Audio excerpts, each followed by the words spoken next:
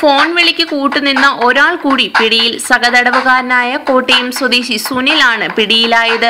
ഇയാളെ കൂടുതൽ ചോദ്യം ചെയ്യും. ചോദ്യത്തിനോട് സഹകരിക്കാതെ പൾസർ സുനി.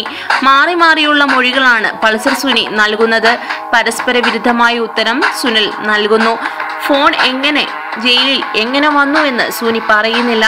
പോലീസിന്റെ കയ്യിലുള്ള തെളിവുകൾ മാത്രമാണ് സുനി ഇതുവരെ സമ്മതിച്ചത്. ജയിലിൽ നിന്ന് താൻ ഫോൺ ചെയ്തത് നാദിർഷയെയും അപ്പുണ്ണിയെയുമാണെന്ന് സുനി സമ്മതിച്ചു. കാരണം അതിനുള്ള തെളിവ് പോലീസിന്റെ പക്കലുണ്ട്. അപ്പുണ്ണിയെയാണ് ആദ്യം വിളിച്ചതെന്നും സുനിൽ മൊഴി നൽകിയിട്ടുണ്ട്. നാദിർഷയെയും അപ്പുണ്ണിയെയും സുനിയെയും ഒരുമിച്ചിരുത്തി ചോദ്യം ചെയ്യും. അതേസമയം കേസിലെ സ്രാവുകൾ ആരാണെന്ന് 2 ദിവസത്തിനുള്ളിൽ വെളിപ്പെടുത്തുമെന്ന് സുനി ഇന്നലെ കാക്കനാട് മജിസ്ട്രേറ്റ് കോടതിയിൽ ഹാജരാകാൻ പോകും വഴി പറഞ്ഞിരുന്നു. അതിനിടെ യുവനടിയെ ഉപദ്രവിച്ച കേസിലെ ഗൂഢാലോചന കുറ്റത്തിന് ശക്തമായ തെളിവുകൾ കണ്ടെത്താനുള്ള അന്തിമ ശ്രമത്തിലേക്ക് പോലീസ് നീങ്ങുന്നു. കേസിലെ മുഖ്യപ്രതി സുനിൽ കുമാറിനെ 5 ദിവസത്തേക്ക് കസ്റ്റഡിയിൽ വാങ്ങി. കേസിൽ അറസ്റ്റിലാവുമ്പോൾ സുനിലിനെ 8 ദിവസം കസ്റ്റഡിയിൽ ലഭിച്ചുവെങ്കിലും ഗൂഢാലോചന സംബന്ധിച്ച സൂചനയൊന്നും അന്ന് പോലീസിന് ലഭിച്ചിരുന്നില്ല. കാക്കനാട് ജില്ലാ ജയിലിലേക്ക് മൊബൈൽ ഫോൺ ഒളിച്ചു കടത്തി പുറത്തുള്ളവരുമായി സംസാരിച്ച കേസിലാണ് ഇപ്പോൾ സുനിലിനെ കസ്റ്റഡിയിൽ വാങ്ങിയിരിക്കുന്നത്.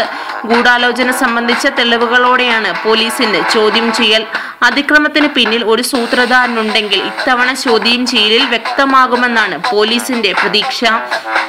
ഇതുവരെ പോലീസിന്റെ ചോദ്യം ചെയ്യലിന് വിധേയരായ നടൻ ദിലീപ്, സഹോദരൻ അനൂപ്, സംവിധായകൻ നാദിർഷ, സഹായി അപ്പുണ്ണി, നടൻ ധർമ്മജൻ ബുൾഗാട്ടി എന്നിവർ സുനിലിനെ കുറിച്ച് വെളിപ്പെടുത്തിയ വിവരങ്ങളുടെ പശ്ചാത്തലത്തിൽ വിശദമായ ചോദ്യാവലിയാണ് പ്രത്യേക അന്വേഷണ സംഘം തയ്യാറാക്കിയിരിക്കുന്നത്.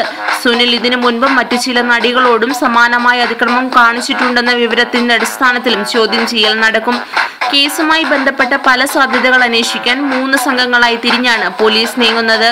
മൊഴികൾ അപ്പോൾ പരിശോധിച്ച് ബോധ്യപ്പെടാൻ ലോക്കൽ പോലീസിന്റെ സഹായവും തേടും.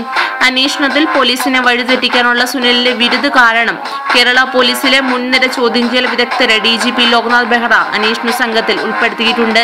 സുനിലിനെ കസ്റ്റഡിയിൽ ലഭിക്കുന്ന മുഴുവൻ ദിവസവും ഇവരുടെ സേവനം ലഭ്യമാക്കും.